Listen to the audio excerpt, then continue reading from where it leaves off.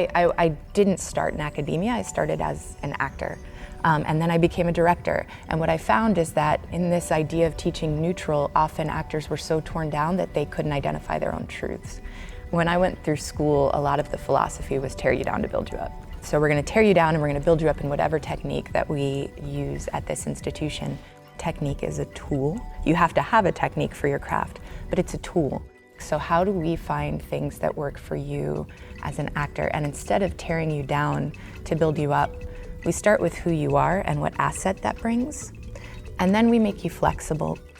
Some theater is good for some people, and some film is good for some people, and whoever you are, there is a place for you. Here's all the different ways that people have done this, and here's a lot of people who look like you who've done this, who've climbed those walls so you don't have to. Here's the path they blazed, let me show you where it is.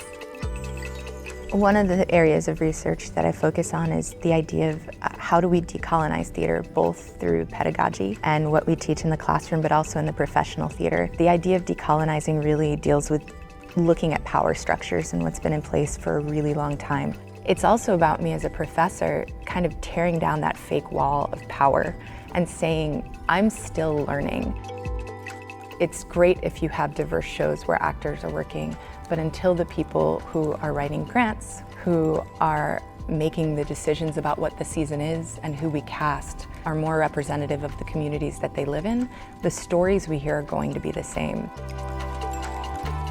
What I'm working with other people at other institutions, both academic and professional, is to make sure that it doesn't become a groundswell and then disappear. So how do we sustain this conversation and work across both our affinity groups, so with the Asian American community, the Latinx community, the Black community, gender diverse and orientation diverse communities, to make sure that this conversation becomes more than a conversation and we talk about agitation and how we change power structure. And it's something that then I bring into the classroom and our students work on. I'm fortunate in that I work with really caring faculty, and specifically in the performance faculty, with people who are well connected, and so our students are constantly being exposed to internships and job opportunities and auditions. We talk about what's your research, what's your teaching, and what's your service. And for me, it really is about engaged scholarship and practice. So the work I'm doing comes into my acting technique. It changes the way that I look at students, and I look at the techniques I've been given, and then I change what they're doing in the classroom. And I know it's working because they're getting jobs and they're getting into grad school and they're producing really excellent work on stage.